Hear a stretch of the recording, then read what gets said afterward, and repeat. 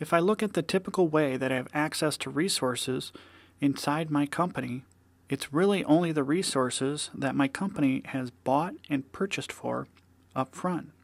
On top of that, I have to correctly predict the amount of resources that I need for, let's say, a given project.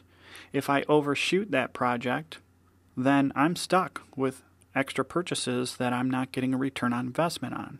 And if I didn't buy enough, we all know how hard it is to kind of go back to the well and get additional budget or to try to get more resources.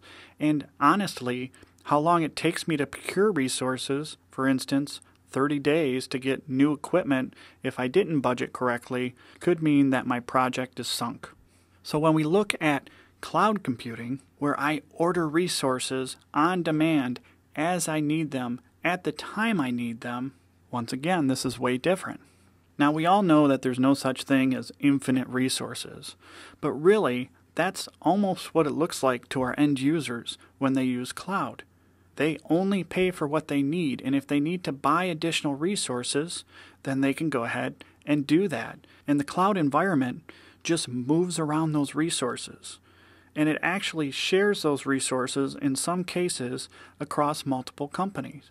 So when company 1 is done using some of those resources and decides not to re-up on some of those for next month, it actually gives those resources back to the pool so they can be reallocated to another company.